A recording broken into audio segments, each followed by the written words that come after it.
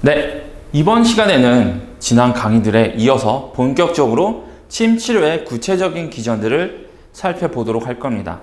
이런 강의들을 통해서 여러분들이 알게 되는 것은 물론 침 치료가 정확하게 어떻게 작용을 하느냐 이런 것들도 있지만 한의계에서 다른 학문도 마찬가지겠습니다만 이런 부분들 완전히 어떤 학문의 정말 원리가 되는 뿌리가 되는 그러한 개념들에 대해서 충분히 이해를 하지 못하고 넘어가게 되면은 나중에 가서 누가 어떤 주장을 했을 때 예를 들면은 누군가가 특정한 이론을 가지고 거기에 의하면 내가 하는 어떤 치료는 굉장히 효과적이다 라고 주장을 했을 때 거기에 대해서 그 사람이 그냥 유명하니까 맞나 보다, 그 사람 한의원이 크니까, 그 사람이 엄청난 한의원 체인을 가지고 있으니까, 그 사람이 굉장히 한의원이 잘 되니까 뭔가 신뢰할 수 있겠구나 라고 판단하게 되는 그런 상황이 생길 수가 있어요.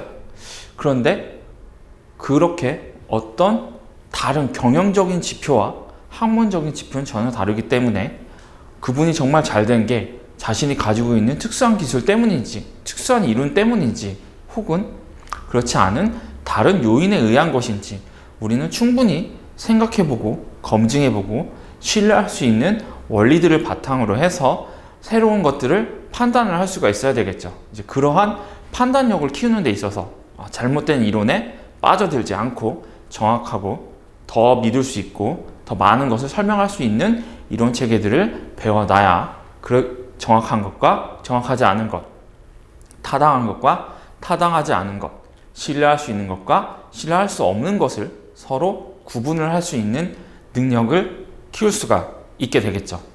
지금 설명드릴 여러 가지 이론들은 그냥 누군가가 해보니까 되더라 라는 굉장히 경험적인 측면뿐만이 아니라 다양한 수십 년에 걸친 여러 가지 실험과 실험에 따른 여러 가지 이론들의 발전, 그리고 추측, 그리고 그 추측에 따른 논박 과정을 여러 차례 거쳐서 이 정도면은 침 치료가 이러한 기전을 통해서 작용을 할 수가 있을 것이다 라고 어느 정도 여러 학자들 간에 합의가 이루어지고 실제로 누군가 다시 그 내용을 재현을 하려고 했을 때 상당히 높은 신뢰도를 가지고 재현을 할 수 있게 되는 그러한 이론 체계입니다.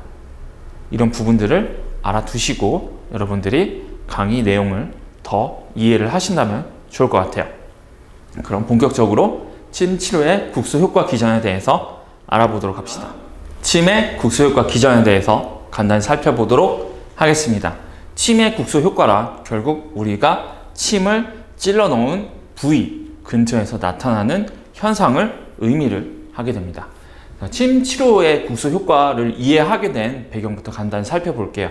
우리가 여러분들이 예를 들어 한의대생 분들이라고 한다면은 고등학교까지의 과학 교과를 반추해 보면은 물리학이나 아니면은 화학이나 생물학을 공부를 했을 때 발견의 역사를 배우게 됩니다. 17세기부터 어떤 과정을 통해서 이론 체계가 확장이 되고 새로 꼬리에 꼬리를 물고 새로운 사실들이 발견이 돼서 현재에 이르렀다라는 것들을 알게 되죠. 침술 같은 경우에도 마찬가지 방법에 접근을 할 수가 있습니다. 제가 지난 강의들을 통해서 한의학에서 중요한 치료 방법인 침 치료에 대한 이론들이 발전하게 된 경과를 어느 정도 설명을 드렸습니다. 주로 60, 70년대 이후에 본격적으로 한의학의 침 치료가 연구가 되기 시작했다고 말씀을 드렸죠. 70년대에 여러 가지 연구들이 진행이 됐습니다. 그 중에는 프로카인이라고 하는 국소 마취제를 사용을 하게 되면 그 부위에 아무리 침을 놔도 침의 진통 효과가 나타나지 않는다라는 것을 알게 되었습니다. 그러면은 침의 치료 효과는 기본적으로 특정 부위의 통각을 동반을 하는 자극이 있어야만 나타나는구나 라는 것을 알게 되는 거죠. 그래서 그 후에도 이와 관련한 연구들이 지속이 돼서 80년대에는 침 치료를 하게 되면은 신경 전위가 활동 전위 액션 포텐셜이 발생하는구나 라는 것을 알게 됩니다. 아, 침이라는 것은 기를 조절하는 게 아니라 신경을 자극을 해서 치료 효과가 나타나는 기전이 있구나 라는 것을 알게 된 거죠. 그래서 우리 잘 알고 있는 것처럼 우리 피부에 분포하고 있는 여러 신경들, 뭐 A 베타, 뭐 이제 A 델타, 뭐 C 파이버, 뭐 이런 여러 가지들의 우리 신경들이 존재를 하고 있고, 침을 놓게 되면은 이러한 신경 섬유들을 자극을 해서 우리가 느끼는 여러 가지 침 치료에 의한, 침 치료를 통한 자극을 느끼게 됩니다. 이런 것들이 여러 군데에 분포를 하고 있죠. 자, 이 프로카인을 투여했을 때하고 투여하지 않았을 때 통각 역치가 달라진다는 것을 알 수가 있죠. 프로카인을 투여하지 않았을 때 침 치료를 하게 되면은 통각 역치가 올라갔다가 내려가는구나. 그래서 침 치료가 작용을 하네. 이런 것을 알 수가 있지만, 프로카인을 투여한 경우에는 통각 역치에 변화가 없게 되죠. 침 치료를 해도 치료 효과가 나타나지 않는구나 라는 것을 알게 됩니다. 자, 결국 그렇다면은 침 치료의 주요한 효과 중에 국소에서 나타나는 효과는 감각신경을 통해서 무언가 작용이 일어난다 라는 것을 알 수 있게 됩니다. 자, 여러 연구들을 종합해 보면은 침의 임상적인 치료 효과, 우리가 침을 놨을 때 환자가 통증이 개선되는 작용은 주로 작은 수초신경과, 그러니까 우리 신경은 수초화되지 않은, 미엘린화가 되지 않은 그러한 이 느린 신경이 있을 수가 있겠죠. 앞서서 살펴본 C5 같은 것들, 그리고 그거보다는 조금 더 두꺼운 뭐 A 델타 같은 그러한 수초화된, 그래서 소위 말해서 전련이 돼서 전선으로 치면은 피복이 돼 있어서 전류가 새지 않고 조금 더 빨리 전달이 될 수가 있는 그런 신경과 밀접한 관련이 있는 것으로 알려져 있습니다.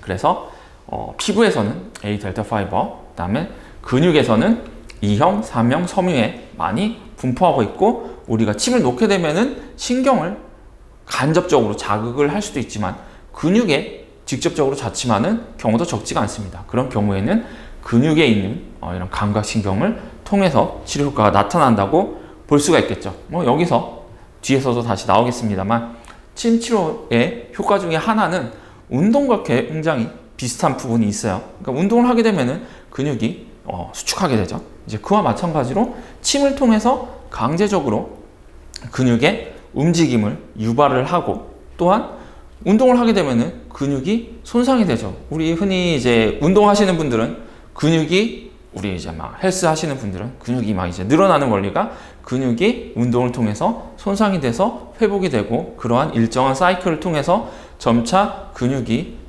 커지는 그러한 원리들을 잘 알고 계실 텐데, 침 치료가 그와 유사한 작용을 하고 있는 것으로 이해를 할 수가 있습니다. 실제로 바늘로 우리가 근육을 찌르게 되면은 말 그대로 근육이 손상을 입게 되겠죠.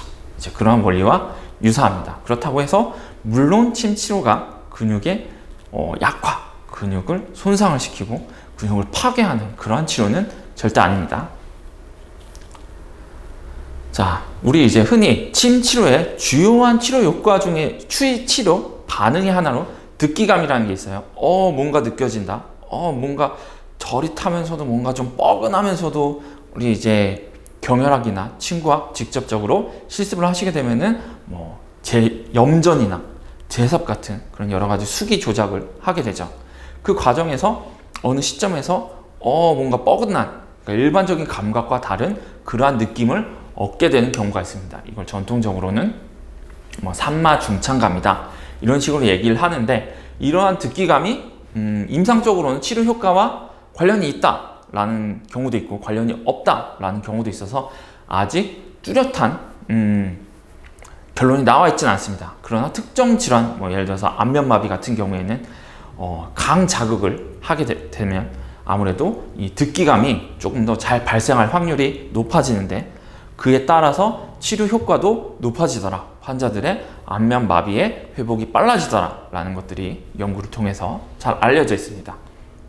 이러한 듣기감은 빠른 활동 전이와 관련이 되어 있고, 빠른 전이는 아무래도 수초화되어 있는 이러한 섬유들을 통해서 작용을 하게 되겠죠. 그래서 침의 A델타 파이버에 대한 자극에 의해서 나타나는 전형적인 파형을 통해서 그런 감각이 느껴지고 있기 때문에 우리가 알고 있는 듣기감은 침이 A델타 파이버를 자극을 해서 느껴지는 특정한 고유한 감각이구나 라는 것을 알 수 있게 됩니다. 이런 것들이 고전에는 이러한 기전들까지는 없죠. 고전에는 현상만 있고 현대적인 연구는 그 현상 이면에 있는 원리들을 규명을 했다라고 알아두시면 여러분들이 전통과 현대의 어떤 이론의 차이를 조금 더 쉽게 이해를 하실 수가 있을 겁니다.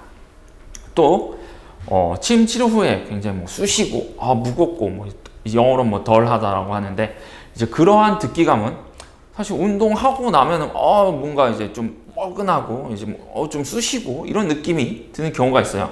이런 것들은 이제 침 치료가 실제로 이형, 삼형, 섬유 이제 근섬유의 자유신경 종말 자극에 의해서 나타나는 감각이라고 알려져 있습니다.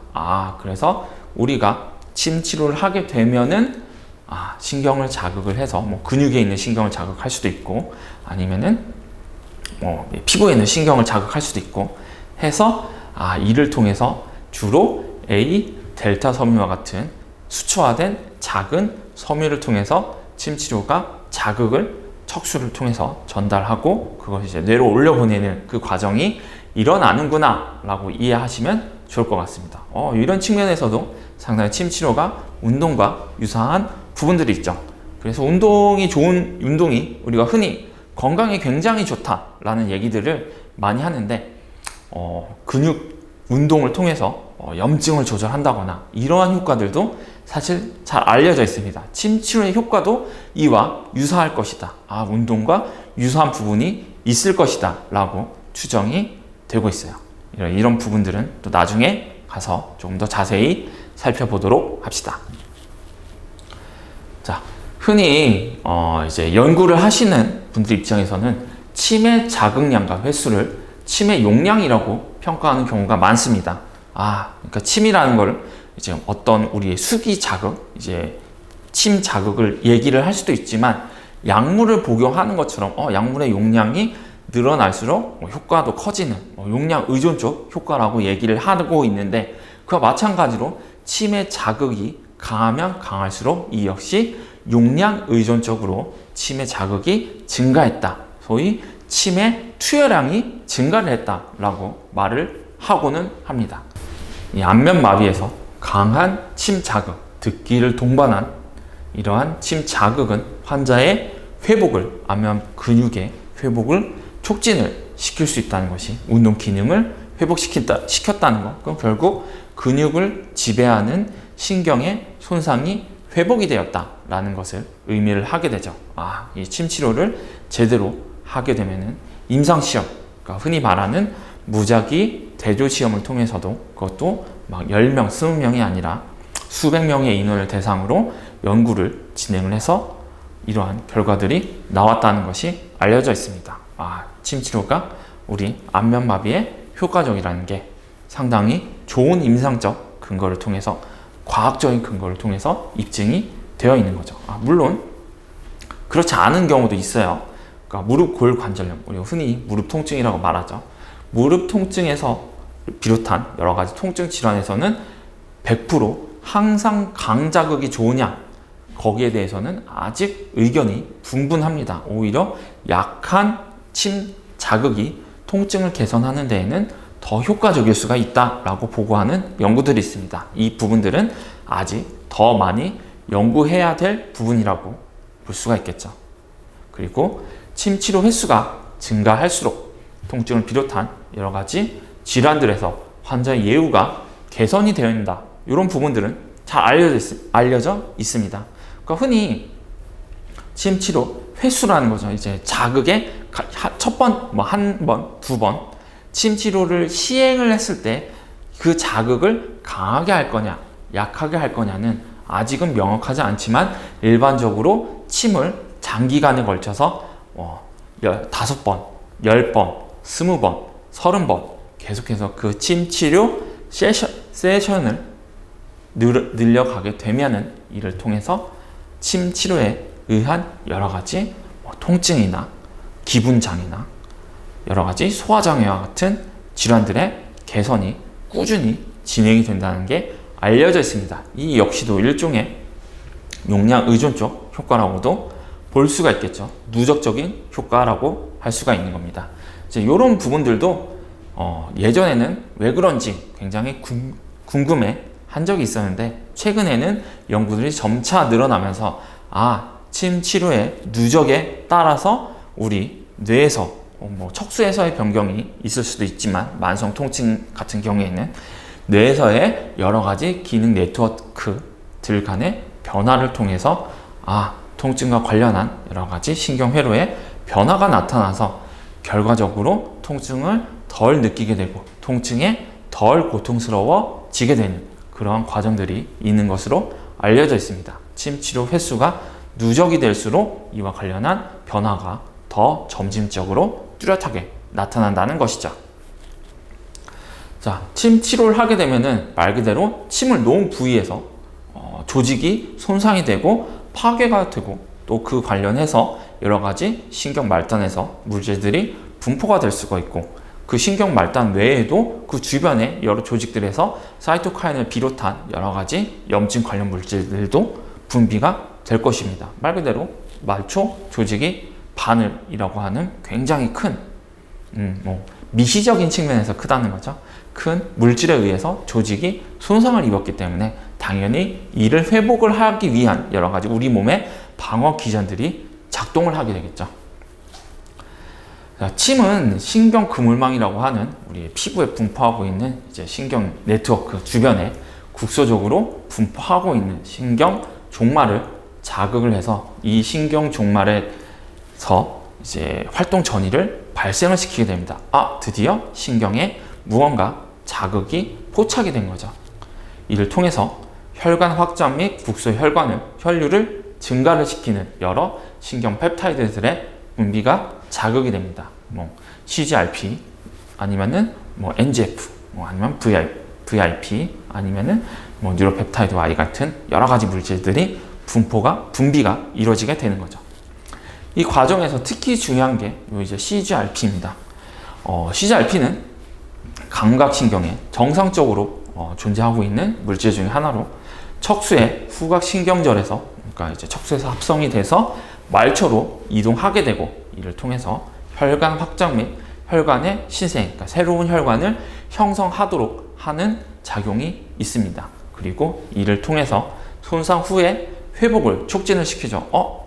손상이 이루어졌으니까 조직에 혈류를 더 돌게 만들어서 여러 가지 회복과 관련한 인자들 혹은 면역과 관련한 인자들이 더 잘 접근할 수 있게 돼서, 이를 통해서 손상된 조직이 빨리 사라져야 될 조직들은 이제 빨리 소멸을 시키고, 그 다음에 다시 회복을 시켜야 될 조직을 빠르게 다시 증식을 시켜서 회복을 시키는 그런 과정들을 촉진을 하게 됩니다. 물론 이게 급성기에는 CGRP가 도움이 많이 될 수가 있지만, 만성기로 가게 되는 경우에는 또 다른 측면들이 있는데, 여기서는 일단 급성기 관련해서 침을 바로 놨을 때 발생하는 현상들을 소개를 드립니다. 자, 침을 놨을 때 혹은 침을 놓고 있는 도중에 혹은 이제 발침을 했을 때, 침을 뺐을 때 피부 주변을 보면은 침이 이렇게 이제 놓은 부위 주변으로 동그랗게 이렇게 이제 원이 생기고, 사람에 따라서는 그 발적이 점점 더 커지는 것을 발견할 수 있게 됩니다. 그것은 우리 침 자극에 따라서 CGRP라거나 아니면은 주변 조직에 존재하고 있는 비만세포가 마스트셀에 의해서 분비가 되는 히스타민 같이 여러 가지 혈관과 확장과 혈류 증가와 관련이 돼 있는 인자들에 의해서 이런 현상이 나타나게 되는 것입니다. 이제 혈이 몰려서 라기보다는 침을 놓게 되면은 이러한 인자들이 분비가 돼서 그런 현상들이 나타나는구나 라고 이해하는 게 더 정확한 이해 방법이 되겠죠.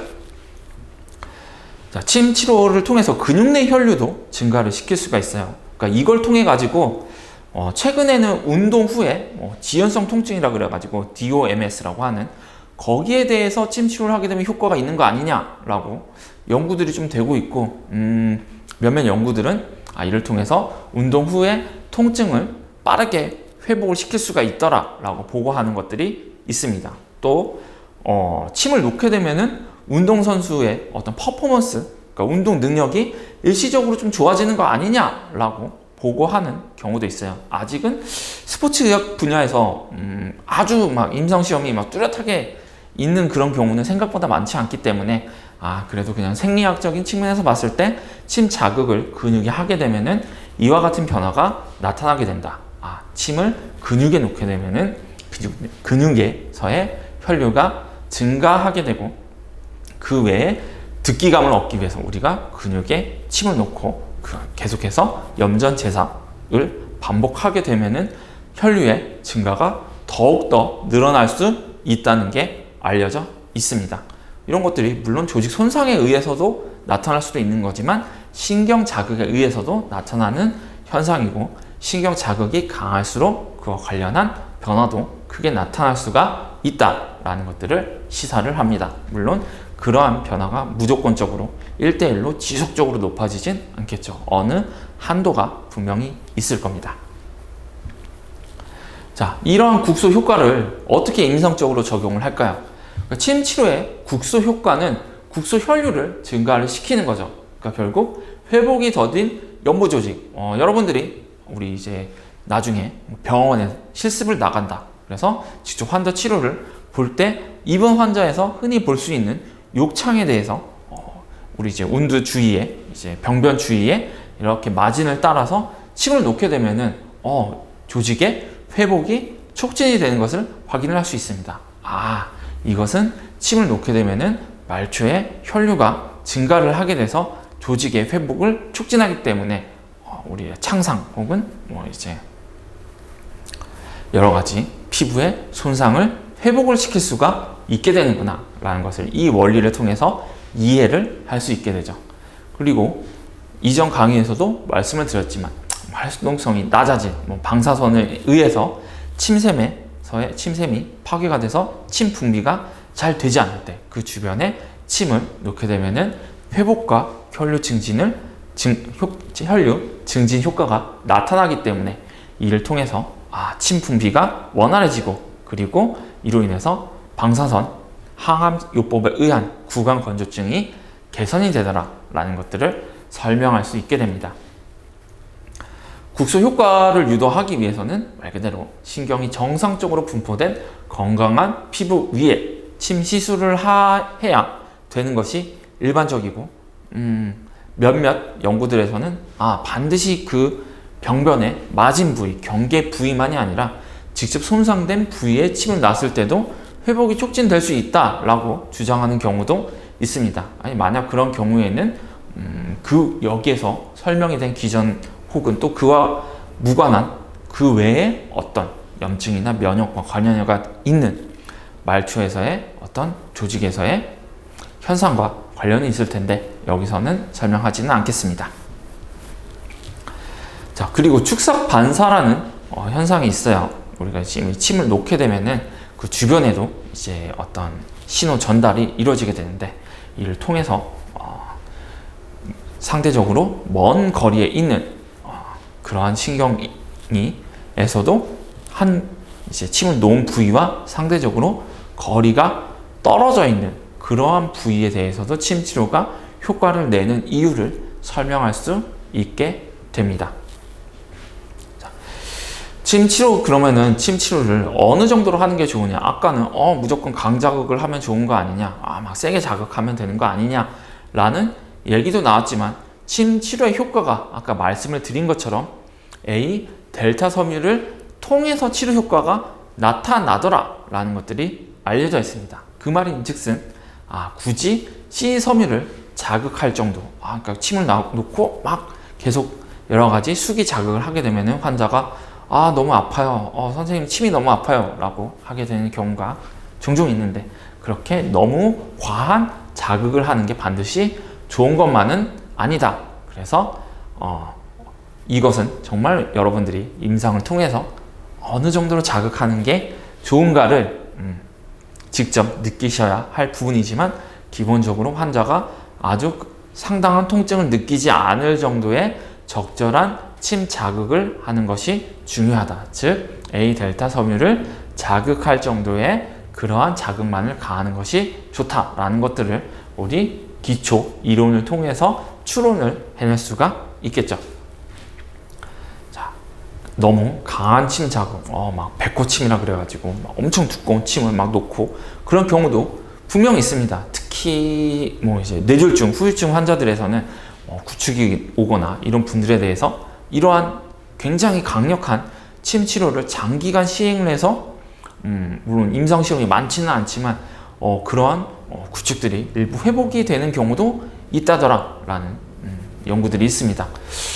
그러한 작용 기전들은 이러한 효과들과는 무언가 좀 더 다른 기전들이 관여를 할 수가 있겠죠. 여기서는 어디까지나 급성, 만성, 통증에 대한 침 치료의 효과를 중심으로 설명을 하고 있습니다. 자, 오늘 또 강의는 여기까지 마무리하고 또 다음 시간에 침의 분절 진통 기전에 대해서 또 가볍게 알아봅시다.